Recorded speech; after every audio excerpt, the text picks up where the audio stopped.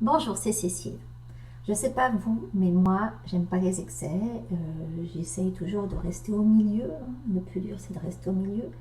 Et j'essaye aussi d'enseigner à mes lecteurs et à mes clients à comment trouver cette voie du milieu et pas aller dans les extrêmes. Et il y a deux extrêmes dont j'avais envie de vous parler aujourd'hui parce qu'ils viennent de me toucher. Là, j'en avais entendu parler, mais je ne les connaissais pas autant. Et c'est l'extrême de l'hygiène, de la désinfection et l'extrême du désir de, enfin les conséquences de l'extrême du désir de plaire, enfin disons se retrouver, de correspondre exactement aux critères actuels de la séduction et du beau, etc. Et je pensais à ça parce que c'est euh, la saison des régimes avant l'été, etc. J'entends que ça aujourd'hui autour de moi en ce moment, entre ce qui se passe à la télé, à la radio, enfin j'écoute pas, mais j'entends la radio, je dirais, et puis ce que les gens me disent, elles sont toutes là, enfin surtout les femmes, elles sont toutes là à me dire oui, j'aimerais quand même bien trouver ma ligne avant cet été. Et à côté de ça, j'en ai qui souffrent d'un tas de trucs et qui se rendent pas compte que certainement au départ, il y a eu ce désir, enfin cette espèce de dictature qui les a jetées dans l'état où elles sont aujourd'hui, à savoir que leur corps n'absorbe plus rien et que elles hésitent même à contrôler ce qu'elles mangent de façon thérapeutique, de peur que ça les fasse maigrir encore plus. Alors il y a deux choses. Euh, il faut que vous compreniez que on maigrit quand on est malade. Bon, on maigrit aussi, on grossit aussi quand on est malade aujourd'hui, mais surtout, si on se met à maigrir d'un coup, c'est qu'on est malade. On n'est pas formulé pour maigrir. On est formulé pour se protéger. Surtout nous en tant que femmes, y a un âge où il faut quand même qu'on les stocke à nos hormones. Et pour ça, on a besoin de gras. Euh, pour avoir une peau sans rides, hein, on ne peut pas avoir une peau sans rides sans un minimum en dessous.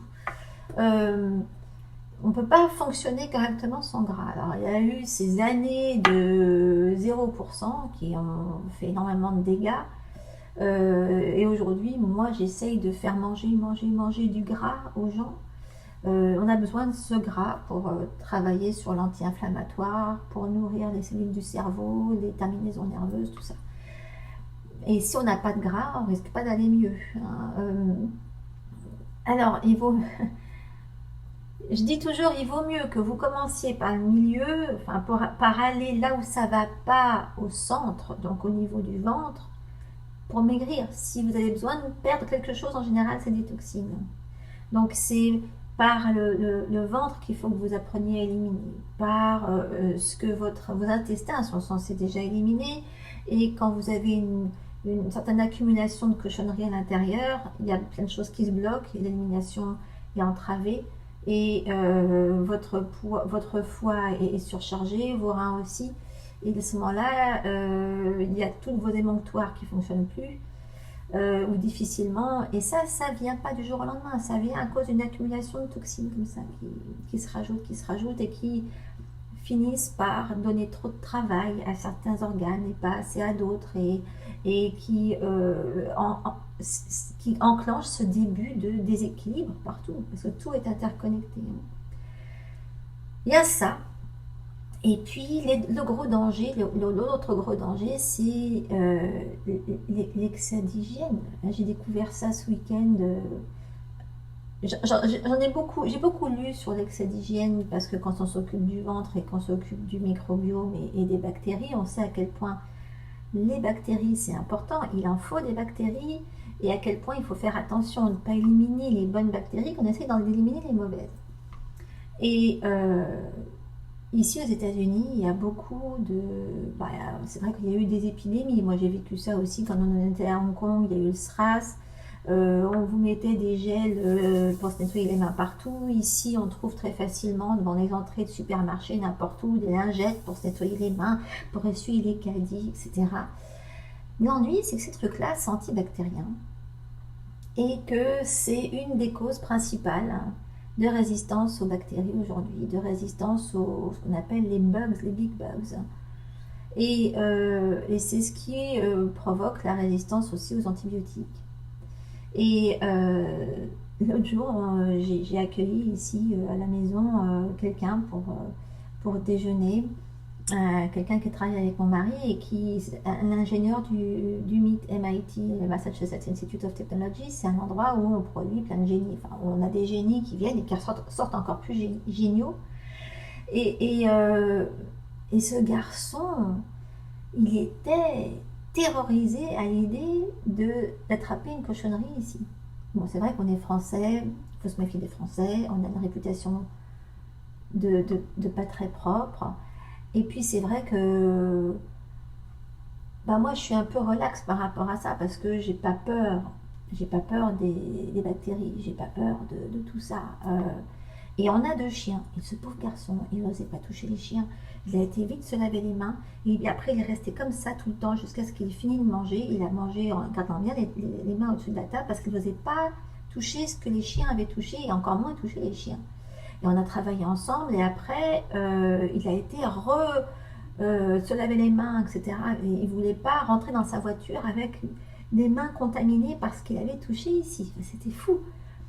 Et c'est vrai que on peut être génial et ne pas comprendre certaines choses. Hein. Ça ne veut rien dire. Hein. Il est génial dans un sens et puis peut-être pas dans l'autre. Hein. Mais c'est drôle cette peur d'attraper une cochonnerie. Tout ça par ignorance. Parce que c'est de l'ignorance. Hein. Cette peur, c'est ce qui va vous couler en tout. La peur de ne pas faire bien, la peur de ne pas être assez bien, la peur de ne pas faire parfait. C'est vrai que des gens comme la plupart des génies qu'on trouve au mythe, par exemple, à mon avis, ils sont élevés dans la peur de ne pas être le premier. Hein. La peur qu'on ne les aimera plus s'ils ne sont pas les premiers. Ne tombez pas dans cette peur. La peur de ne pas être parfait, la peur de ne pas rentrer dans votre 36, votre maillot de bain en 36 à la plage, la peur de ne pas avoir la cuisse méga lisse, la peur de ne pas perdre les kilos qui vous manquent là avant d'être présentable sur la plage, la peur du regard des autres. Mais on s'en fout. On s'en fout du regard des autres. C'est votre vie. Vous n'allez quand même pas vous rendre malade pour le regard des autres. Réfléchissez un petit peu. Si vous saviez le nombre de femmes qui viennent me voir parce qu'elles se sont détraquées en essayant de correspondre au regard des autres. Elles se sont détraquées en essayant à tout prix de maigrir à un âge où il fallait qu'elles ne maigrissent pas et où maintenant elles regrettent parce qu'elles sont incapables de grossir et incapables de retrouver leur équilibre. Et elles se sont interdites de recevoir l'abondance, que ce soit l'abondance d'amour, l'abondance de bonheur, l'abondance de nourriture, l'abondance tout court, juste parce qu'elles ont bloqué ça, elles ont refusé de s'étendre, s'expandre, de s'élargir. D'un autre côté, il y en a qui veulent se protéger du regard des hommes en s'enrobant de choses qui les rendent difformes.